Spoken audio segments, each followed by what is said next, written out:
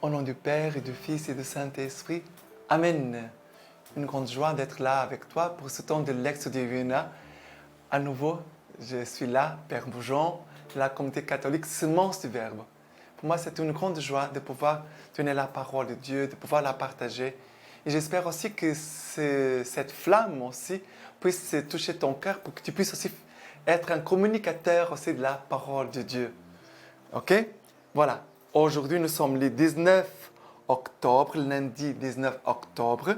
Et la première lecture aujourd'hui, c'est Éphésiens 2, versets 1 à 10. Éphésiens 2, 1 à 10.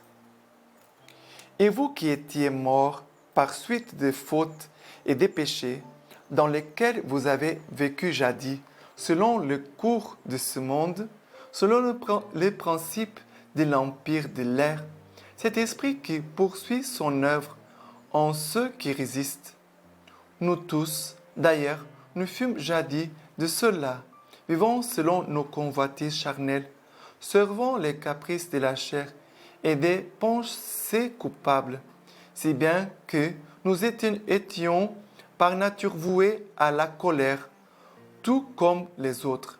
Mais Dieu, qui est riche en miséricorde, à cause du grand amour dont il nous a aimés, alors que nous étions morts par suite de nos fautes, nous a fait revivre avec le Christ. C'est par grâce que vous êtes sauvés. Avec lui, il nous a ressuscités et fait asseoir aux cieux dans le Christ Jésus. Il a voulu, par là, démontrer dans les siècles à venir l'extraordinaire richesse de sa grâce, de sa bonté, pour nous dans le Christ Jésus.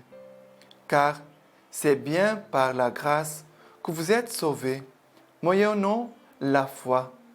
Ce salut ne vient pas de vous, il est un don de Dieu. Il ne vient pas des œuvres, car nul ne doit pouvoir se glorifier. Nous sommes en effet son ouvrage, créé dans le Christ Jésus, en vue des bonnes œuvres que Dieu a préparées d'avance pour que nous les pratiquions. Alors déjà, on pouvait retenir ces derniers versets, le verset 10. Nous sommes en effet son ouvrage, créé dans le Christ Jésus, en vue des bonnes œuvres que Dieu a préparées d'avance pour que nous les pratiquions. Ça veut dire que Dieu a déjà pratiqué les bonnes œuvres d'avance pour que nous les pratiquions. Ça veut dire qu'ils sont déjà là devant nous. Nous devons collaborer seulement avec la grâce et avoir la foi et avancer dans les bonnes œuvres que Dieu a déjà préparées pour nous. Et nous sommes l'ouvrage de ses mains créés dans le Christ. Et que Dieu nous a créés pour les bonnes œuvres. Dieu ne nous a pas créés pour de mauvaises œuvres. Dieu n'a pas créé l'homme pour de mauvaises œuvres. Malheureusement, c'est les péchés. Mais ça me touche beaucoup, cette lecture d'aujourd'hui. Paul qui dit, nous qui étions morts par suite de nos fautes, de nos péchés, dans lesquels nous avons vécu jadis. Et après, il va dire, nous tous, d'ailleurs, nous fûmes jadis de ceux-là, vivant selon nos convoitises charnelles, servant les caprices de la chair et des pensées coupables, si bien que nous étions, par nature, voués à la colère, tout comme les autres. Voilà, nous pouvons dire, nous étions comme ça. Et même si tu n'as pas vécu toutes ces choses-là, tu peux dire, mais merci Seigneur, merci. Tu peux déjà lire le verset suivant, le verset 4. Mais Dieu, qui est riche en miséricorde, à cause du grand amour dont il nous a aimés, alors que nous étions morts par suite de nos fautes, nous a fait revivre avec le Christ. Et même si tu n'as pas touché tous les péchés du monde, tu peux dire, Seigneur, ta miséricorde m'a touché avant que je puisse tomber dans les grands péchés. Nous devons avoir une grande humilité et une grande conscience que c'est toi et moi, nous ne sommes pas des grands pécheurs. Nous n'avons pas des mérites. Nous n'avons pas de mérite. Nous devons avoir une claire reconnaissance, disant Seigneur, merci pour ta miséricorde qui a passé par mes parents, par ta miséricorde qui a passé par les gens de ma famille, par des amis, des professeurs, par mon entourage. Tu dois lui dire un grand merci et de ne pas être orgueilleux. C'est par miséricorde. Ça veut dire que ton cœur doit être dans la joie de connaître davantage la miséricorde de Dieu sur toi qui t'a empêché même de tomber dans ces grands péchés. Et après, il va dire, comme ça, il dit, mais Dieu qui est riche en miséricorde, à cause du grand amour dont il nous a aimés, alors que nous étions morts par suite de nos fautes, nous a fait revivre par le Christ. Dieu t'a aimé quand tu étais pécheur. Dieu ne t'a pas aimé parce que tu étais bon. Dieu aime les pécheurs, aime ceux qui ont besoin d'être sauvés. Et Dieu nous a fait goûter non pas seulement son amour, mais aussi la victoire de sa résurrection. Il nous a fait vivre par le Christ. Et après, il va dire, car c'est bien par la grâce que vous êtes sauvés, moyennant la foi. Le salut ne vient pas de vous, il est un don de Dieu. Il ne vient pas des œuvres, car nul ne doit pouvoir se glorifier. C'est bien, moi, ça me touche beaucoup, Paul qui dit ça, parce que pour que nous sachions que c'est par la grâce que nous sommes sauvés. C'est par la grâce. C'est par lui. C'est par les dons de Dieu. Ça ne vient pas de nous. Sinon, nous allons devenir des orgueilleux. Merci Jésus, merci de nous faire comprendre cela. Merci Jésus, car tu nous fais comprendre cela. Mais aujourd'hui, regarde, on pouvait faire comme une lecture de notre chemin jusqu'à aujourd'hui et maintenant dire, mais le Seigneur a tout un chemin ouvert devant moi. Lui, il a déjà préparé de bonnes œuvres pour que moi, je puisse les pratiquer. Alors, j'avance avec confiance, avec assurance, car c'est lui qui va me donner la force et aussi les moyens pour pouvoir les pratiquer. Car la grâce ne vient pas de moi, le salut ne vient pas de moi, c'est un don de Dieu. On doit le recevoir et avoir un cœur très reconnaissant. Mais aussi, n'oublions pas que nous sommes sauvés moyennant la foi. Nous sommes sauvés aussi moyennant la foi. Ce n'est pas pour rien qu'il a le mot foi là-dedans. Il faut demander le don de la foi, et que cette foi devienne de plus en plus grande en chacun de nous, pour que nous puissions avoir le regard de Dieu sur notre vie, sur notre chemin. Sinon, on ne voit pas clair. Nous sommes des aveugles. OK? Voilà. La première lecture. Le psaume d'aujourd'hui, c'est le psaume 100, le psaume 99. Le psaume 100, le psaume 99, versets 2 à 5. Servez le Seigneur dans l'allégresse, venez à lui avec des chants de joie. Sachez-le, c'est le Seigneur qui est Dieu. Il nous a fait et nous sommes à lui, son peuple le troupeau de son bercail. Venez à ses portiques en rendant grâce, à ses parvis en chantant louange. Rendez-lui grâce, bénissez son nom. Il est bon le Seigneur, éternel est son amour, et d'âge en âge sa vérité. Mais voilà, quelle beauté ce psaume. On pouvait même l'apprendre par cœur. Et vous savez, il faut apprendre par cœur la parole de Dieu. Il faut l'apprendre par cœur. Sachez que le Seigneur est Dieu. Il nous a fait, nous sommes à lui, son peuple, le troupeau de son bercail. Nous sommes son peuple, nous sommes son troupeau qui conduit par sa main. Ce sont des paroles que, personnellement, ça m'encourage beaucoup. Après, il dit, venez à ses portiques, rendez grâce, chantez sa louange, rendez-lui grâce, bénissez son nom. Servez le Seigneur dans l'allégresse, venez à lui avec des chants de joie. Approchez-vous du Seigneur, approchez-vous, approchez-vous, approchez-vous. Et après, le verset 5e, c'est la conséquence. On s'approche de Dieu car il est bon.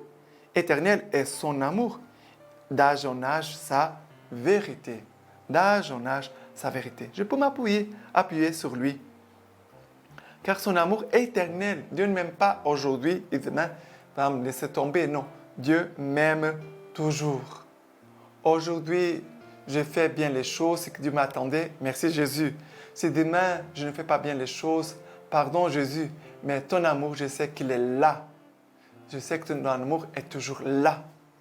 Et c'est ton amour qui me donne la force de me convertir et d'abandonner les péchés et de revenir à toi à nouveau avec cette joie. OK? Et l'évangile d'aujourd'hui, c'est Luc, chapitre 12, versets 13 à 21. Luc 12, versets 13 à 21. Quelqu'un de la foule lui dit, « Maître, dis à mon frère de partager avec moi mon héritage. » Il lui dit, « Homme, qui m'a établi pour être votre juge ou régler vos partages ?» Puis il leur dit, « Attention, gardez-vous de toute cupidité, car au sein même de l'abondance, la vie de l'homme n'est pas assurée par ses biens. » Il leur dit alors une parabole. Il y avait un homme riche dont les terres avaient beaucoup rapporté. Et il s'est demandé en lui-même, « Que vais-je faire, car je n'ai pas où recueillir ma récolte ?» Puis il s'est dit, « Voici ce que je vais faire. J'abattrai mes greniers, j'en construirai de plus grands. Je recueillerai tout mon blé et mes biens. Et je dirai à mon âme, « Mon âme, tu as quantité de biens en réserve pour de nombreuses années. Repose-toi, mange, bois, fais la fête. » Mais Dieu lui dit, « Insensé, cette nuit même, on va te redemander ton âme. Et ce que tu as amassé, qui l'aura? Ainsi en est-il de celui qui trésorerie pour lui-même au lieu de s'enrichir en vue de Dieu. » Cette parole, elle est bien claire, elle est bien claire ici, parce que ça concerne les biens de cette terre. Et nous tous, souvent les gens du monde, ils ont toujours ces règlements, mais les partages, les biens avec mon frère, il a des disputes, malheureusement, c'est quelque chose de très triste. Même dans ma famille, cela s'est arrivé. Les disputes entre membres de la famille à cause de morceaux de terre. Vous savez qu'est-ce que j'ai dit à une de mes cousines? Bon, c'est ma sœur en fait. Je lui ai dit, mais laisse tomber ça. Un morceau de terre, laisse. Ce n'est pas un petit bout de terre que va t'enlever le ciel. Hein. Eux, ils vont faire la guerre, la dispute, quelque chose de très désagréable. Alors laisse ça tomber, laisse tomber. Ça vaut mieux le ciel et la vie éternelle qu'un bout de terre que tu vas laisser pour rien. Mais il y a des gens qui, à cause d'un bout de terre, sont capables de tuer.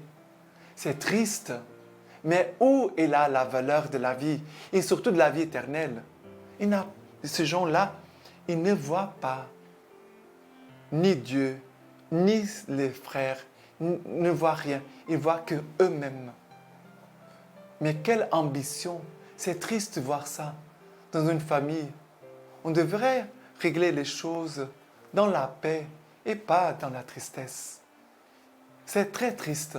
Et Jésus va dire, mais regardez, je vais vous dire une parabole pour vous montrer. Un homme qui avait des terres, qui avait beaucoup produit, alors il a beaucoup récolté. Et qu'est-ce qu'il va faire? L'ambition. Il pourrait dire, bon, j'ai déjà beaucoup de greniers, je vais faire une bonne récolte et je vais aussi offrir, je vais laisser les gens, les pauvres, je vais penser aux pauvres, aux malheureux, ceux qui n'ont pas de terre. Je pense à ces personnes, voilà. Comme ça, ils pourront avoir quelque chose à manger. Non, il a voulu penser à lui, à son ventre. Je mange et bois, fais la fête, repose-toi. Mais cet homme, il est bête. Même si son âme n'allait pas être enlevé cette nuit même, comme dit la parole de Dieu. Même si son âme allait partir, je ne sais pas, dans quelques années, il pourrait perdre quand même. Tu sais, aujourd'hui, il a les greniers avec les semences. D'un coup, il a une maladie, des insectes qui détruisent tout. Il a les pluies qui entrent. Il ne faut pas être comme ça. Il ne faut pas être comme ça. Bien sûr que nous avons besoin de prévoir nos biens pour nos familles, mais il faut toujours penser aussi aux pauvres, aux malheureux, à ceux qui n'ont rien. Nous ne pouvons pas penser qu'à nous. Tellement de souffrances dans notre monde, tellement de gens qui ont faim, tellement de personnes qui ont des maladies graves. Nous ne pouvons pas être comme cet homme. Cet homme n'avait pas la foi. Cet homme ne craignait pas Dieu.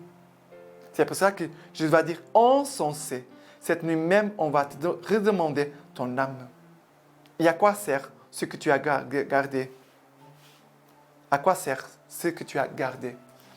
Voilà, que le Seigneur nous donne d'avoir un cœur large. Le cœur qui a la foi, c'est toujours un cœur large. Pourquoi un cœur large? Parce qu'il ne compte pas seulement avec ce qu'il a avec lui en ce moment. Je compte aussi avec ce que Dieu va m'envoyer aussi. Je ne compte pas seulement avec ce que j'ai maintenant, mais je compte aussi avec ce que Dieu va m'envoyer. C'est l'économie dans la foi, ce n'est pas l'économie des hommes. Ce n'est pas la même économie. Voilà, bon, je vous laisse ces petits conseils. Nous célébrons aujourd'hui Saint Jean Brebeuf et Saint Isaac Jogues, prêtres. Et je veux laisser des martyrs et leurs compagnons aussi, plusieurs compagnons martyrs. Je veux vous laisser quelques paroles du carnet spirituel de Saint Jean Brebeuf. Il est comme ça. Je prendrai de ta main la coupe, continuellement pendant 2 jours. J'ai ressenti un grand amour du martyr et j'ai désiré supporter tous les supplices que les martyrs ont souffert. Je prendrai de ta main la coupe de tes douleurs et j'invoquerai ton nom.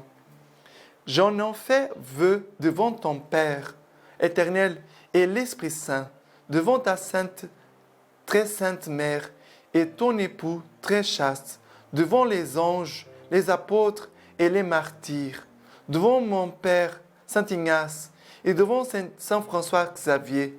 Oui, je t'en fais le vœu, mon Sauveur Jésus. Jamais, autant qu'il dépendra de moi, je ne me déroberai à la grâce du martyr.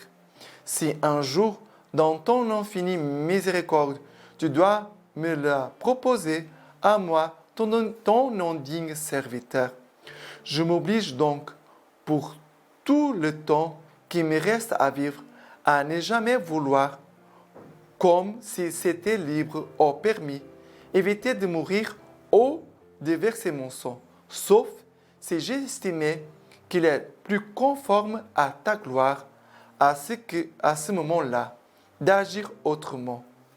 Bien plus, je m'engage, lorsque je recevrai la coupe de la mort, à le recevoir de tes mains avec beaucoup de contentement spirituel et d'allégresse. Par conséquent, mon Jésus, que je veux aimer par la vive joie dont je suis animé, dès maintenant, je t'offre mon sang, mon corps et ma vie. Je ne veux mourir que pour toi. Si tu m'en donnes la grâce, puisque tu as daigné mourir pour moi. Mon Dieu, comme je souffre de ce que tu ne sois pas connu, de ce que cette région barbare ne soit pas encore tout entière convertie à toi, de ce que les péchés n'en soient pas encore expulsés. Voilà, cet homme qui souffre, que cette région n'est pas encore convertie, de ce que les péchés ne soient pas encore expulsés. Voilà quelques paroles de ces saints qu'il aussi intercède pour nous, pour que nous soyons radicaux dans notre vie de foi, dans notre offrande à Dieu, à l'Église et aux autres. Que le Dieu Tout-Puissant nous bénisse et te garde, le Père, le Fils et le Saint-Esprit. Amen.